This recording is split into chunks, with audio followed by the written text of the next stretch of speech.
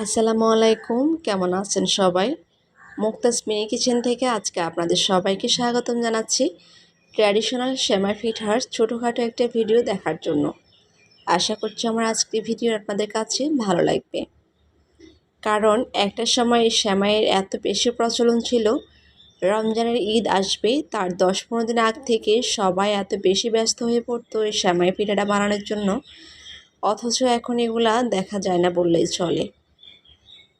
আর এই সেমাইটা না হলে তখন মনে হয় আমাদের রমজানের ঈদটাই জমতো না, এরকম একটা ব্যাপার ছিল।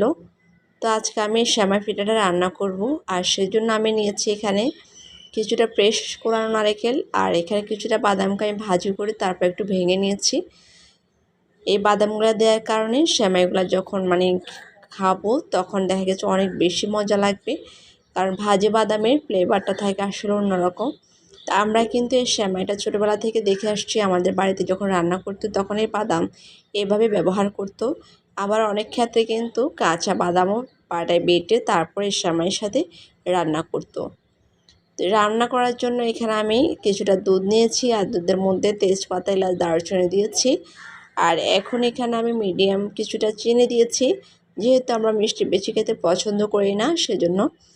আর কিছুটা নারকেলকে একটু পানি দিয়ে তারপর কষলিয়ে দিয়েছি, আর আগে থেকে গুঁড়ি করে রাখা বাদামগুলোকে দিয়ে দিচ্ছি। আসলে আমরা যতই কিছু খাই না কেন, এখন এই সেমাইগুলোর মজাটাই আসলে অন্যরকম আলাদা। যদি সেই আবেগ এবং সেই অনুভূতি থাকে তাহলে কিন্তু আগের মতো সেই স্বাদটা পাওয়া যাবে। আর এখন মানুষের কাছ থেকে আসলে আবেগ অনুভূতি সব কিছুই চলে গেছে অনেক বেশি। একটা সময় মানুষের ভিতরে অনেক বেশি আবেগ কাজ করতো, অনেক বেশি মানুষের মধ্যে আবেগ ছিল, মানুষের অনুভূতিগুলো ছিল একেবারে অন্যরকম। এখন হচ্ছে দিন দিন যত যাচ্ছে তত সব কিছু এটাকে কি বলে, নতুন নতুন অনেক কিছু তৈরি হচ্ছে, যাতে করে এখন আর এই কষ্টগুলো মানুষকে করতে হয় না।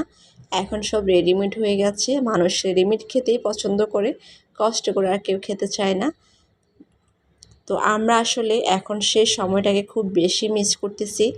একটা সময় আমরা যখন ছোট ছিলাম এই সেমাই বানানো হতো আমাদের বাড়িতে, অন্যরকম একটা প্রতিযোগিতা ছিল যে সেমাইয়ের কলটা কে ঘুরাবে, কে কতক্ষণ ঘুরাতে পারবে, এরকম একটা আমেজ ছিল তখন।